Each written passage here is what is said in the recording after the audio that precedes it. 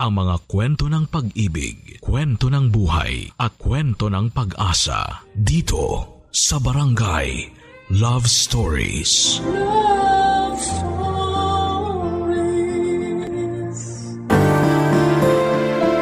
Lahat ng bagay na pwede nating ibigay sa pamilya natin ay may hangganan. Lalo na at hindi naman tayo pwedeng magbigay kung tayo mismo ay kulang na lang ay bumigay. Ikaw kabarangay, mapagbigay ka bang tao? Dear Papa Dudut, magandang araw po sa inyo at sa mga kabarangay nating panatikon ng Barangay Love Stories. Tawagin niyo na lamang po ako sa pangalang Lumina. 29 years old, taga Angono, Rizal at nagtatrabaho sa isang private company. Sumulat lang talaga ako sa programa ninyo para mag-rants kasi malapit na akong masiraan ng ulo dahil sa kagagawan ng pamilya ko. Katulad ng iba ninyong letter sender, isa ako sa mga halimbawa ng pagod na breadwinner. Hindi kami mayaman kaya nga ginapang ko noon ang pag-aaral ko upang makapagtapos ng kolehiyo. Bale, graduate ako ng kursong Business Administration bilang scholar. Hindi ako panganay sa amin, may kuya pa ako na 3 taon ang tanda sa akin at bunso namin na sumunod sa akin na nag-aaral pa hanggang ngayon. High school lang ang natapos ni kuya dahil bulakbol siya sa pag-aaral at maaga ring nagkaanak. Pero hanggang ngayon ay nakasiksik pa rin siya sa maliit naming bahay kasi ayaw niyang tumira kasama ang pamilya ng nanay ng anak niya. Dinadalaw-dalaw na lang niya ang anak niya roon, Papa Dudut. Ang nanay at tatay naman namin ay matanda na. On-call tubero at isang machine operator si tatay at si nanay naman ay naglalabandera, Papa Dudut.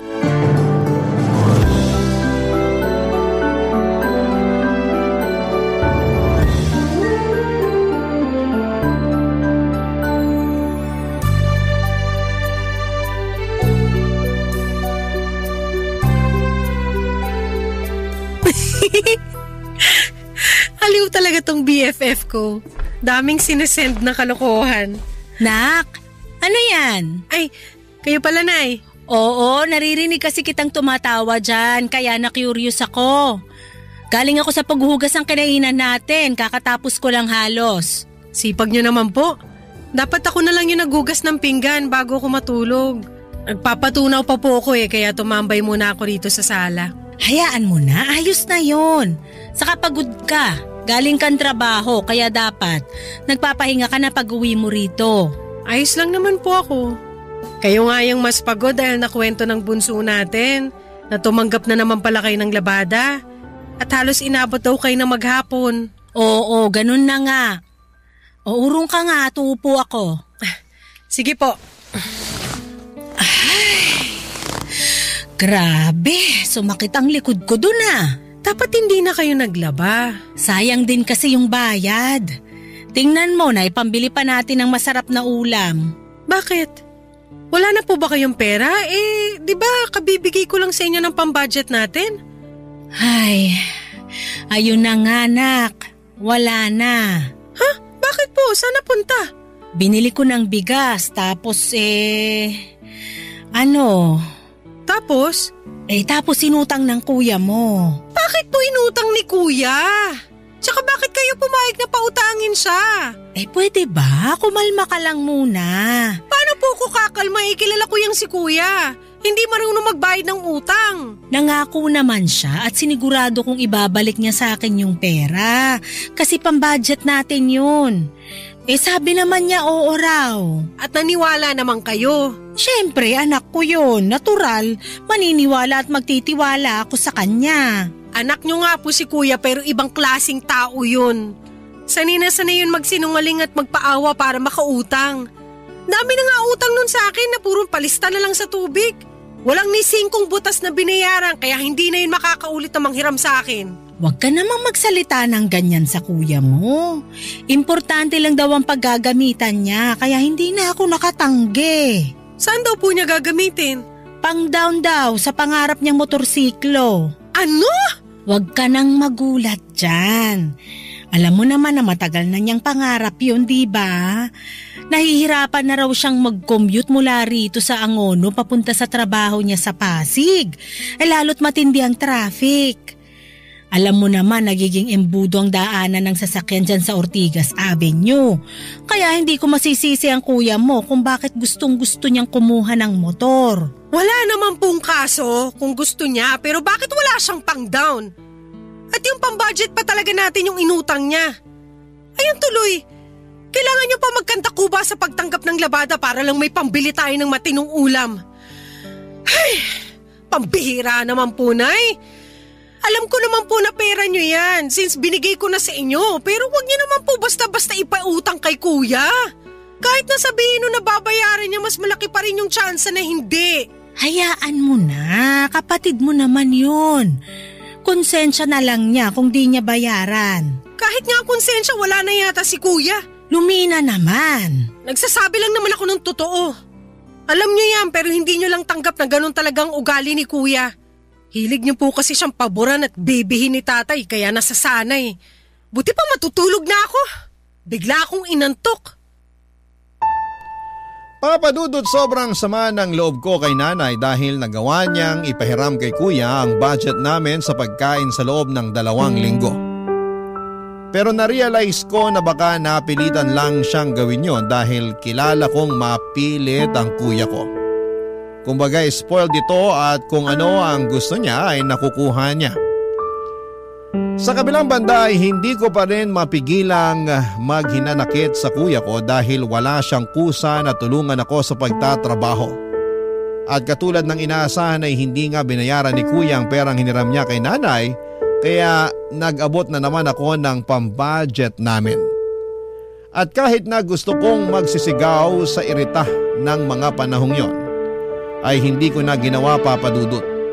Hindi ko na rin kinumpronta si kuya dahil alam kong mauuwi lamang sa away ang pag-uusap namin. Hindi rin kasi yon makaintindi at ayaw na pinagsasabihan. Kaya naman kahit mga magulang namin ay napapasunod niya. Ewan ko pero ang malas ko sa kuya ko kaya madalas ay naiinggit ako sa iba na mayroong responsable at mabait na nakatatandang kapatid, Papa Dudut.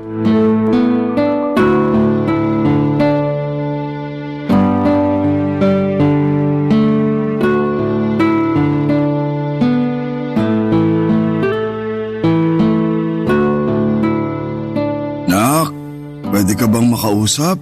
Tungkol saan po, Tay? Nakwento kasi sa akin ng nanay mo na nagalit ka raw nung pinahiram niya ng pera yung kuya mo pang down dun sa pangarap niyang motorsiklo. Totoo ba yun? Hindi naman po ako nagalit. Pero sumama po yung loob ko kasi kilala kong sinungaling si kuya eh. O kita nyo na? Sabi niya babayaran niya sa sweldo niya pero nakalipas na yung 1 linggo wala pa rin siyang inaabot kay nanay. Tapos nung siningil siya, sinabihan lang na ibigay na lang daw sa kanya. Tama po ba yun eh? Pambudget natin yun sa pagkain at ulam dito sa bahay. Ay, alam kong mali yung ginawa ng kuya mo pero intindihin mo na lang. Wow! Ako pa po ba talaga yung dapat umintindi? Oo, kasi bago naman siya pahiramin ng nanay mo ng pera, kinausap kami ng masinsinan ng kuya mo na gustong-gusto na niya raw kumuha ng motorsiklo. Kaso kulang yung pang-down niya kaya hiniram niya yung pambudget na binigay mo sa nanay mo. Alin po yung iintindihin ko doon? Na gustong-gusto na niya pero kulang yung pera niya kaya naisip niyang hiramin at hindi bayaran yung perang ibinigay ko kay nanay? Alin po doon yung kaintindi-intindi sa ginawa ni kuya? Na matagal na niyang pangarap magkamotor. Wow po ulit, Tay, ha? Nakakatawa naman po yun. Anong nakakatawa doon? Napangarap niya pero hindi niya pinag-ipunan. O kung wala pala siyang pang-down, sana inantay muna niya yung susunod niyang sweldo para makumpleto yung pera niya at hindi niya kailangan manghiram kay nanay. Tapos ngayon ako yung mamomroblema kasi wala na tayong makain dahil wala na rin yung perang pang-budget natin. Pasensya ka na kasi di sapat yung sweldo ko. Lalo't kaunting araw lang ako nakapasok sa trabaho. Gawa nang nagkasakit ako. Wala naman naman pong problema doon. Okay lang po yun. Pero sana hindi basta-basta naniwala si nanay kay kuya. Lalo na't nuknukan ng sinungaling yung taong yun. Huwag mo namang pagsalitaan ng ganyan ng kuya mo. Pinipilit ko naman pong hindi pero nakakainis pa rin eh. Sabi ng kuya mo, masayang masaya raw siya at lalong na-inspire sa pagpasok sa trabaho dahil may bago na siyang motor. Di ka ba masaya para sa kanya? Mukha po ba akong masaya? Lumina naman. Sorry pero ayoko lang magpaka-plastic, Tay. Ang unfair lang kasi, ako gustong-gusto ko na rin kumuha ng motorsiklo noon para hindi na ako magko-commute pero pinagbawalan niyo ako ni nanay kasi ayaw niyong mayroon akong hinuhulugan buwan-buwan. Sabi niya mahirap magkautang, ganito ganyan, tapos delikado rin magmotor, tsaka takaw disgrasya. Sinunod ko po kayo kasi mga magulang ko kayo at tiniis ko na lang yung pagko-commute kahit mahirap at nakakapagod. Tapos nung si kuya na yung kumuha, ura-urada kayong pumayag at hindi pa kayo nagdalawang isip na ipahiram sa kanya yung pera na kung tutuusin ay galing sa akin. Iba naman kasi yung kuya mo sa'yo. Lalaki yun, tapos babae ka. Siyempre, matatakot kami ng nanay mo para sa kaligtasan mo. Mag-iingat naman po ako at marunong na rin naman ako magmotor. Wala lang po talaga kayong tiwala sa akin, pero pag kay kuya laki ng tiwala nyo. Malaki rin ang tiwala namin sa'yo. Huwag mo ngang sabihin yan. Hindi ko lang po mapigilan. Kasi kahit nung pamani, ramdam ko na mas paborito niyo si kuya kaysa sa akin. Hindi naman po sa panunumbat. Pero kung sino pa yung paborito niyong anak, madalas konsumisyon niyo pa ni nanay.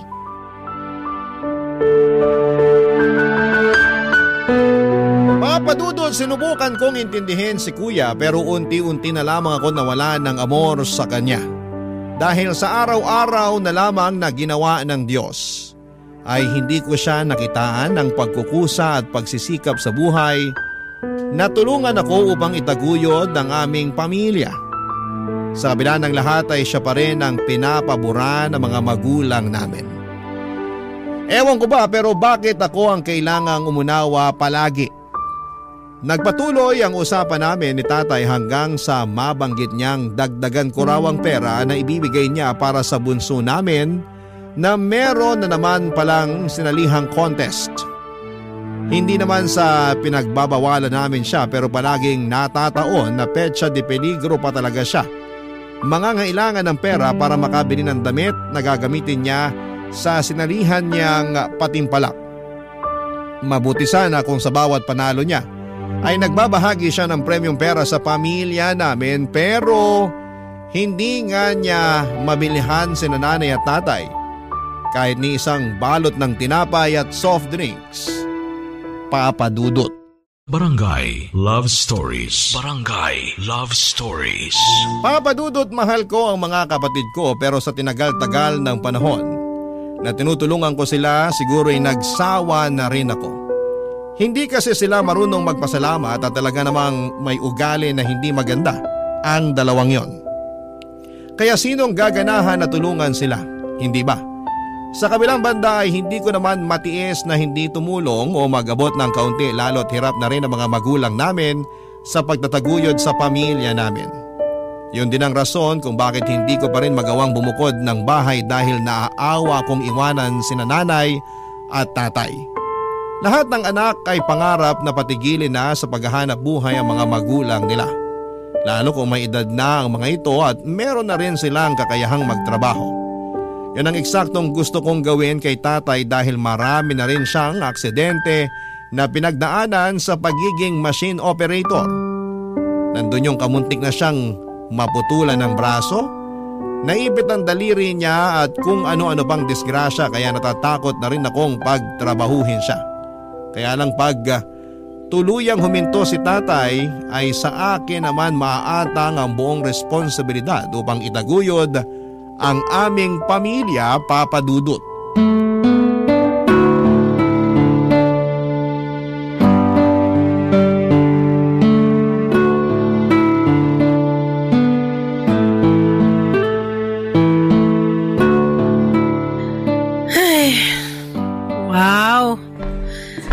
Di ba sila nakapag-beach na? Sino nakapag-beach? Nagulat naman po ako sa inyo, Nay. Ay, bawas-bawasan mo kasi ang pagkakape mo. Nagiging magugulatin ka na eh. Nako, wag niyo na po sisihin yung kape. Kasi yun na lang yung bumubuhay sa sistema ko. Kailangan ko ng kape para maging alerto at hindi antukin lalo na sa trabaho. Nakakailang kape ka pa bukod sa iniinom mo rito sa bahay natin tuwing umaga? 4 po yung pinakamarami. Ay, maghunos dili ka nga sa kakakape mo. Masama rin sa katawan yung sobra-sobra. Ayos lang po ko.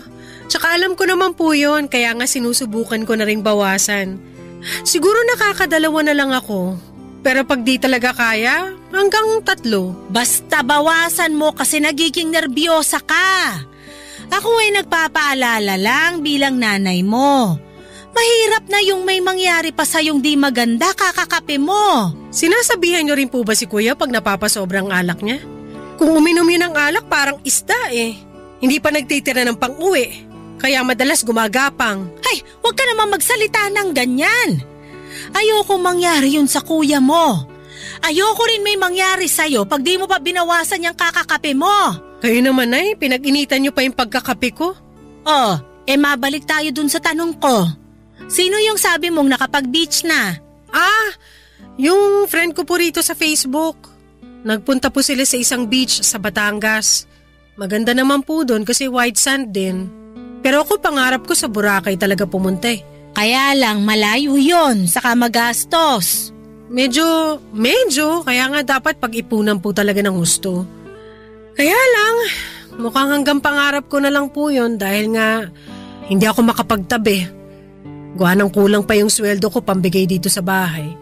Lalo ngayon na napapadalas pag-a-absent ni tatay sa trabaho kasi nagkakasakit siya. Oo nga eh. Hindi na mawala yung pag-aalala ko dun sa tatay mo, gawa ng matanda na rin. Ay, tungkol naman dun sa sinabi mong hanggang pangarap na lang, pasensya ka na talaga anak. Kung kailangan mong saluhin yung pinakamalaking parte ng responsibilidad para buhayin tong pamilya natin. Pasensya ka na kung nauubos yung pera mong pambigay sa amin kasi nga kulang na kulang talaga kinikita ng tatay mo. Kapag naiisip ko yung pinahiram ko sa kuya mo noon na pang down ng motor niya, tapos di na niya binayaran nalulungkot talaga ako. Hindi na kasi ako nadala dyan sa kapatid mong yan.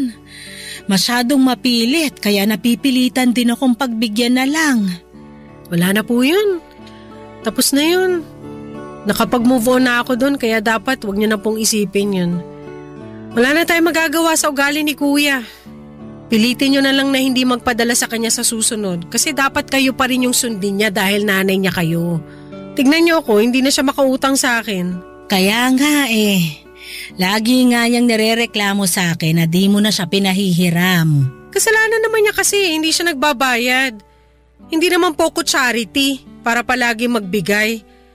Tsaka may trabaho rin naman siya at kumikita ng sarili niyang pera. Pero bakit kailangan niya pa mangutang sa akin, di ba? Wala na raw kasing natitira sa sweldo niya kasi mababa lang naman daw ang kinikita niya kumpara sa'yo. Tapos may anak pa siyang sinusustentuhan. Hindi ko na po kasalanan yon kasi choice naman niya yan. O siya, sige. Huwag na natin pag-usapan yung kuya mo dahil baka tuluyan ang masira ang gabi mo. Ayoko namang matulog ka na may sama ng loob sa kanya. Sabi mo nga naka-move on ka na sa ginawa niya. Mga padudot, nagpatuloy ang pag-uusap namin ni nanay hanggang magtapos yon na hiningaan niya ako ng pera pandagdag sa bills. Wala na ako nagawa kasi kulang talaga ang sweldo ni tatay para mabayaran ang mga yon. Buti na lamang at malapit na ulit ang sahuran kaya magkakapera na ako. At kahit na nakapaglabas ako ng samaan ng loob at tampo sa nanay ko, ay hindi pa rin gumaan ang loob ko. Lalo pa ngayon at bumigat nung kinakailangan ko na namang maglabas ng pera upang mabayaran ang bills namin. Ewan ko ba papadudot, feeling ko ay ang sama-sama kong anak kasi hindi na nagiging lubos yung kasiyahan ko kapag tungkol sa pamilya ko. Tumutulong ako sa ibang tao kapag nakakaluwag ako pero bakit pagdating sa pamilya ko ay may mga pagkakataon na mabigat sa pakiramdamang pagtulong ko sa kanila. Doon ko na nga kwestiyon ang aking sarili kung tama bang maramdaman ko ang bagay na yon pero hindi nyo rin ako masisisi. lalo pat nabibigatan na ako sa pagdadala ng buhay. Isang araw ay meron na namang kinaharap na pagsubok ang aming pamilya matapos muling magkasakit ni Tatay, Papa Dudut.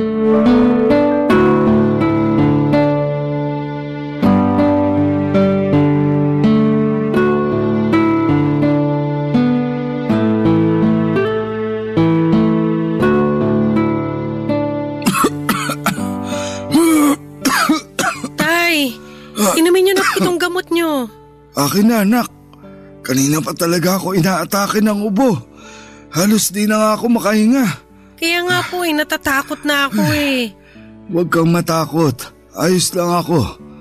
Akin na yung tubig, tsaka yung gamot ko. Ito po, alalayan ko na po kayo. Ay, salamat Lumina. Gusto niyo po bang humiga para makapagpahinga na kayo? Mamaya na. Hindi pa naman ako inaantok, tsaka dito ka muna. Magkwentuhan muna tayo. Sige po. Alam mo namang hindi ko makakwentuhan yung mga kapatid mo. Buti nga ikaw nakakausap ko. Wala naman pong kaso yun, kwentuhan lang pala eh. Basta andito ako sa bahay at kung may oras, bakit hindi, di ba? Ayun na nga. Mga kapatid mo kasi, kahit saglit lang di makausap. Laging busy, lalo na yung bunso. Siyempre, minsan gusto ko namang kumustahin pero pagdating sa mga kaibigan, kaya naman makipag-usap ng matagal. Naku, yung babaeng yun talaga makukutosan ko na eh. Mabilis lang kausap pag may hihingin. Baka ganun na talaga mga kabataan ngayon. Hayaan niyo po kakausapin ko yung bunso natin. Wag na, baka sabihin nun masyado akong madrama. Tsaka baka lalong mainis sa akin yun. Katulad nung nakaraan na sinubukan kong makipagkwentuhan sa kanya. Talaga? Nainis pa siya sa inyo nang dahil lang doon? Oo, pero ayos na yun. Ay hindi ayos yun, Tay. Mas lalo ko siyang dapat kausapin. Bakit siya maiinis tatay niya kayo? At kung may panahon siya makipag-usap sa mga kaibigan niya, dapat mas lalo siya magkaroon ng panahon na kausapin ng mga magulang niya. Grabe na talaga ugali ng babae niyo, masasabunutan ko na yun. Sabing wag na. Baka mag-away lang kayo. Tsaka ayoko namang ma-stress ka. Hindi na po talaga maaalis stress ko sa dalawa kong kapatid. Pagpasensyaan mo na lang. Nakakasawa na po magpasensya, Tay. Para silang tumatandang paurong eh. Napansin ko rin yan. At yan yung rason kung bakit kahit na matanda na kami ng nanay nyo, ayaw pa rin naming mawala sa mundong ito. Wag naman po talaga muna. Pero sa totoo lang, pagod na rin kami anak. Ito, sa'yo ko lang masasabi kasi sa mga anak namin, ikaw lang yung malapit sa amin ng nanay mo. Opo, pero ano po ba yun? Na wala kaming ibang dasal gabi-gabi, kundi magbago na yung mga kapatid mo. Kumbaga, mas maging responsable sila sa buhay at sa sarili nila katulad mo. Lalong-lalo na yung kuya mo dahil may anak na rin siya. Pag nangyari yun, pwede na kaming mawala ng nanay mo. Huwag naman po kayo magsalita ng ganyan, Tay. Hindi pa po kayo pwedeng mawala ni nanay kasi babawi pa po ako sa inyo. Napakarami mo na rin sinakripisyo para sa amin. Hindi mo na kailangang bumawi kasi kung tutusin, hindi mo naman kami responsibilidad. Nagkataon na ikaw lang yung maaasahan namin kahit na may iba pa kaming mga anak. Siguro, totoo talaga yung kasabihan na hindi lahat ng mga anak mo may pakialam sa'yo pagtanda mo. Kaya nga mas lalo kong dapat kausapin yung mga kapatid ko para mas maging maayos yung pakikitungo nila sa inyo. Hindi naman pwede na kung kailan huli na ang lahat, tsaka pa lang sila magbabago. Sana lang makinig sila sa akin. Salamat, Nak. Wala pa nga po Tsaka na po kayo magpasalamat. Hayaan mo na ang tatay. Gusto ko lang samantalahin yung pagkakataon na magpasalamat sa may kapal dahil meron kaming anak na katulad mo. Yun bang responsable, mabait, mapagmahal at hindi maramot? Papa Dudut, aminado ako na tinalaban ako sa sinabi ni tatay. At kahit na anong pigil kung hindi umiyak ay naiyak pa rin ako matapos ang pag-uusap namin yon. Buti na lamang at nakatulog na rin siya matapos niyang uminom ng gamot. Pagkatapos ay nanalangin ako sa Diyos na sana'y pagalingin na niya ang tatay namin, sabay pangako na gagawin ko ang lahat upang maitaguyod ng aming pamilya. Habang pinagmamasdan ko ang matamlay at pagod na mukha ni tatay ay narealize ko na matanda na talaga siya. Kaya nga hindi nakatakataka na mabilis na siyang dapuan ng sakit. Kasabay noon ay bumalik sa akin yung isipin na anumang sandali ay baka iwan na kami ng aming mga magulang. Ayoko mangyari yon dahil hindi ko alam kung paano ako makakausad, Papa Dudut. Barangay Love Stories. Barangay Love Stories. Papa Dudut, 2 linggo ring hindi nakapasok sa trabaho si tatay kaya malaking kabawasan yon sa kanyang sweldo. At bilang may trabaho sa amin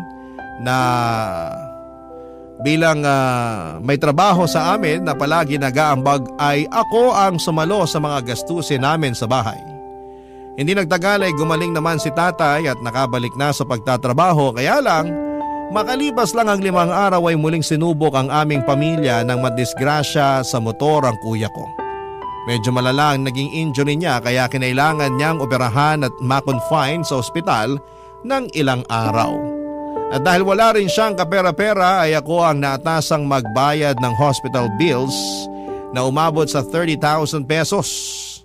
Bukod pa yung mga gamot na kinailangang bilhin habang naka-confine siya.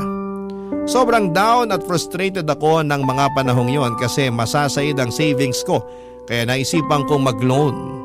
Binigay ko sa kinakasama niya ang pera dahil may trabaho ako ng mga panahong yon. Hindi nagtagal ay naging maayos naman ang pakiramdam ni kuya at nakalabas siya ng ospital. Pero makaraan lang ang 2 araw ay may nalaman akong dahilan para magalit ako ng husto, Papa Dudut.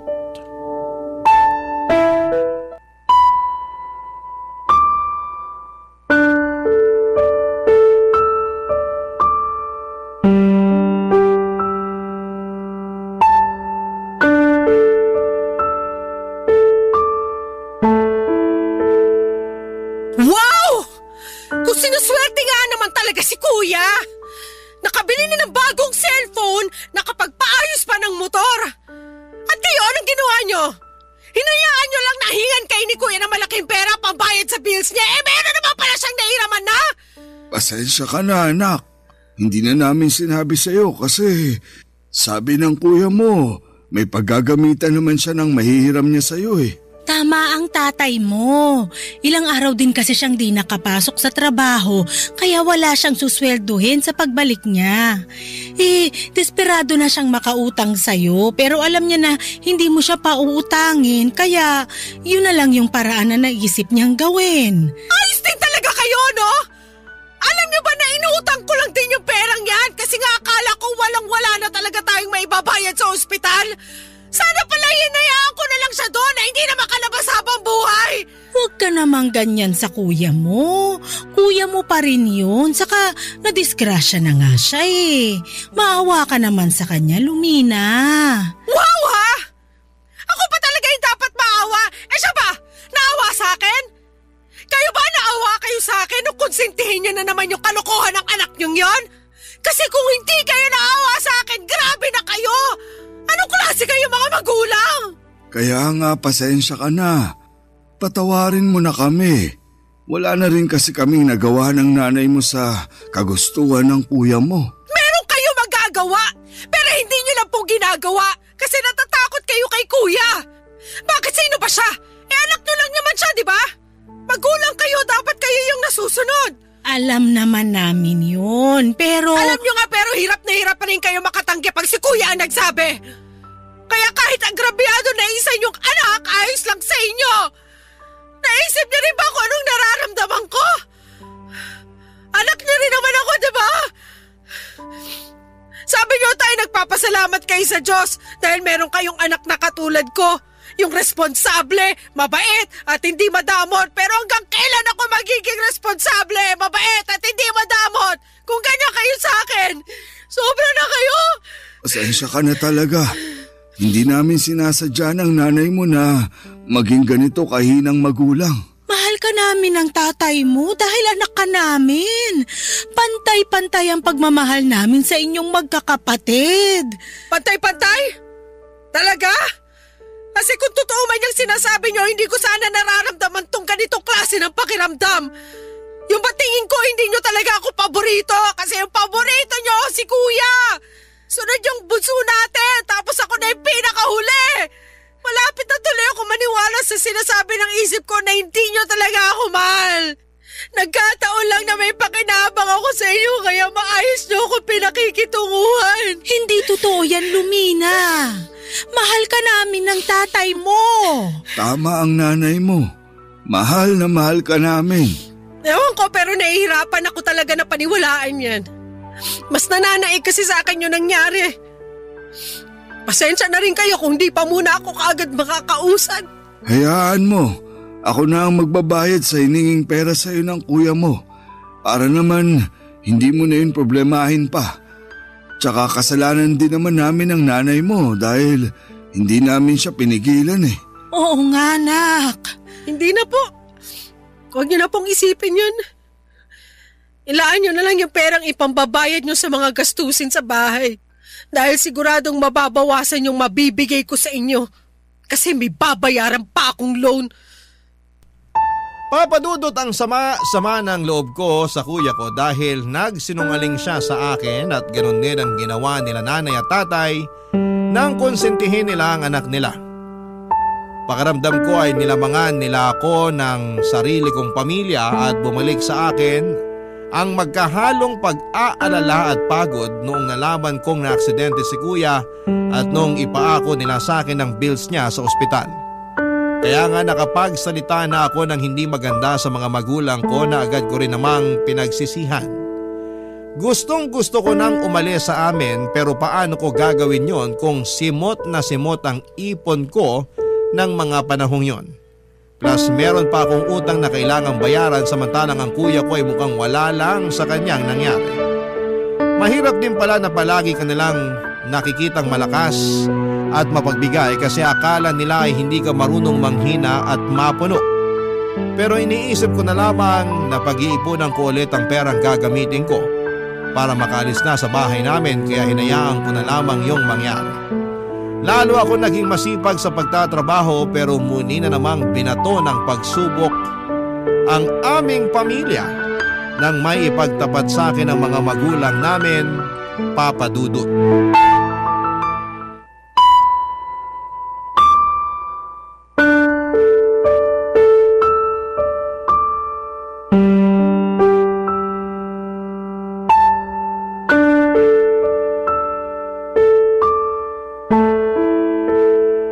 Nay, bakit po hindi na naman pumasok sa school si Bunso? Ilang araw na yata siyang absent ah. Nag-aaral pa ba siya? Ha? Oo naman. Bakit mo naman niya naisip? Ikaw talaga? Iba kasi yung kinikilos niya eh. Tapos lagi pang umiiwas sa akin pag nakikita niya ako. Wala naman ako nakakahawang sakit. Ano kasi? Ano po? Tingin ko, dapat nang malaman ni Lumina yung totoo, Mal. Kabilin-bili na ng bunso natin na wag daw nating sabihin sa ate niya. Kasi baka magalit sa kanya. Ay wow! So meron na naman po pala kayong pinagtatakpan. At ngayon si Bunso naman. Hindi naman sa ganon, nak. Hindi raw sa ganon pero ganon na rin yun. Kaya nga sabihin mo na kay Lumina. Para alam na rin niya yung nangyayari sa bunso natin. Ay nako. Ano nga po yun? Ako na ba magsasabi o ikaw na? Kita mong bumubuelo pa yung tao eh. Ay, nak, please, huwag ka muna magagalit o magwawala o ano dyan ha. Baka ma-stress kasi yung kapatid mo pag nalaman niya na alam mo na. Yan naman po yung hindi ko may papangako. Depende sa bigat nung sasabihin nyo sa akin. Pinagtapat kasi sa amin ng kapatid mo. Nabuntis siya. Anong sabi nyo? Kumalma ka nga. Paano ko kakalmain? Narinig nyo ba yung sinabi nyo? Buntis yung kapatid ko, ang bata-bata pa niya. Hindi naman na bata yung bunso natin. 19 na siya. Bata pa rin siya para sa akin, tsaka paano nangyari yun? May boyfriend siya?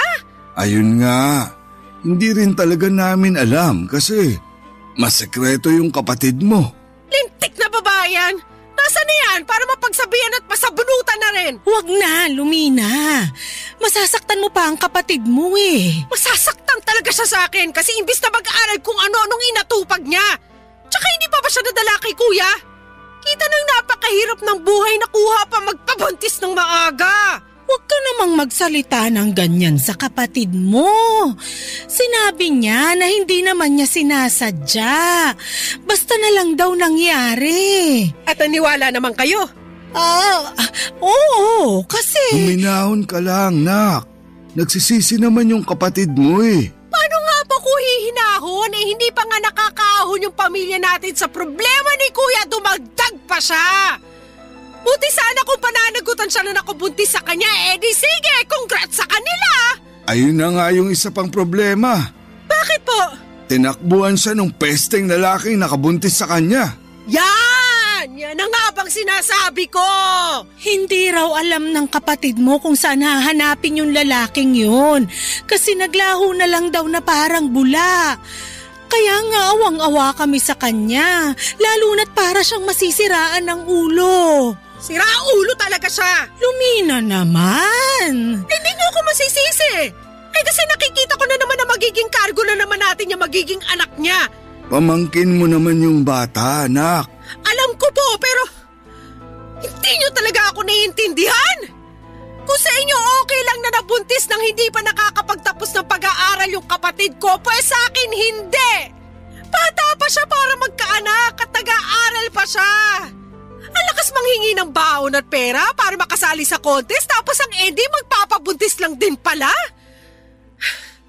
Hindi ko na talaga alam ang gagawin sa pamilyang to. Konting-konti na lang. Masisira na ang ulo ko.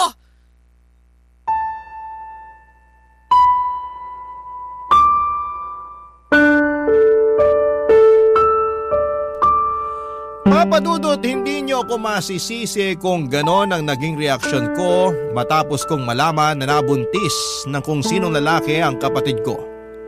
Alam naman kasi natin ang posibleng mangyari sa oras na magkaanak na siya. Nangihinayang lamang ako sa future niya lalo at may potensyal naman ang kapatid kong yon. Pero alam ko pa rin naman na wala akong kapangyarihan para makita at diktahan ang hinaharap ng isang tao. Sa ngayon ay pinagpapasa Diyos ko na lamang ang lahat at hindi ako napapagod na magdasal na sana'y bigyan niya pa ako ng lakas para makapagpatuloy. Nahihirapan na kasi akong mahalin at pakisamahan ang sarili kong pamilya, lalo na at pakiwari ko ay para akong kandilang nauupos.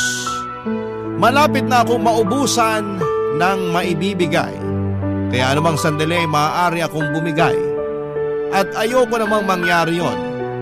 Sana po ay mapayuhan ako ng mga kabarangay natin kung ano ang dapat kong gawin sa kinakaharap kong sitwasyon. Hanggang dito na lamang po ang sulat ko, Papa Dudut. Thank you in advance sakaling mapili po ninyong i-ere ang aking istorya sa inyong istasyon. God bless and more power pa sa Barangay Love Stories. Ang inyong kapuso at kabarangay forever, Lumina. Nalilito pa rin sa life ang ating kabarangay. Ano kaya ang maipapayo mo sa kanya? Ibahagi mo yan sa ating comment section para mabasa rin niya.